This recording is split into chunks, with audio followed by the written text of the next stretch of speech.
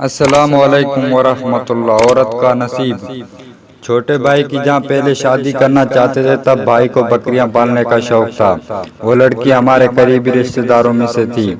رشتہ مانگنے پر جواب ملا تھا کہ میں اپنی بیٹی بکریوں والے کو دے کر اپنی بیٹی کی زندگی تباہ کیوں کروں۔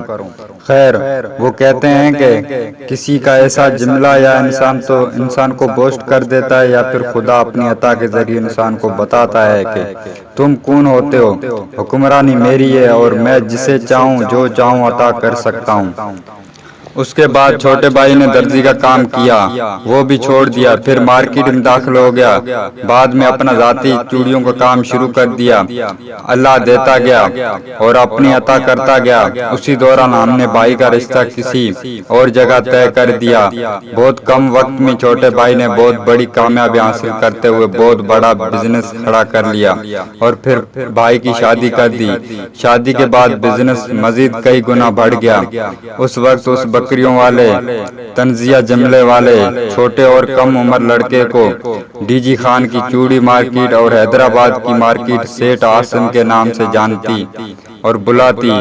دکان گودام چوڑیوں کے اور اس کے علاوہ کون مہندی اور بیوٹی کریم کا ڈسٹریبیوٹر بھی ہے۔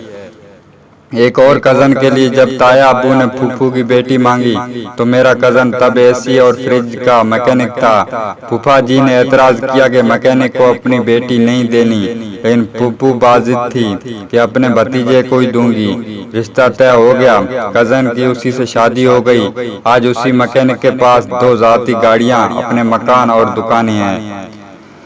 میری 2 خالہ ہیں جن کی ایک ہی خاندان میں ایک ہی گلی میں شادی ہوئی تھی۔ ایک بہت غریب گھر میں گئی جہاں مشکل سے 2 وقت کا کھانا میسر تھا، اور ایک ایسے گھر گئی جو عروج پر تھے، لیکن 6-7 سال بعد ساری بازی پلٹ گئی۔ جو عروج پر تھے وہ زوال پذیر ہو گئے، مکان دکان سب بک گئے اور مقروض ہو گئے، اور جو غریب تھے اللہ تعالیٰ نے ان کو نواز دیا۔ ایسے ہزاروں کیسز آنکھوں کے سامنے آئے، روز آتے ہیں۔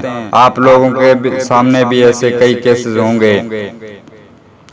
جو شادی سے پہلے امیر ہیں ضروری نہیں وہ شادی کے بعد بھی امیر رہے گا، اور جو شادی سے پہلے غریب ہے لازمی نہیں کہ وہ شادی کے بعد بھی غریب رہے گا۔ جو بہترین بات اوپر والے کیسز میں ہے، جہاں کامیابی ہے اس کی بڑی وجہ کہ وہ جوڑے آپس میں خوش ہیں، ایک دوسرے کو عزت، محبت اور احترام دیتے ہیں۔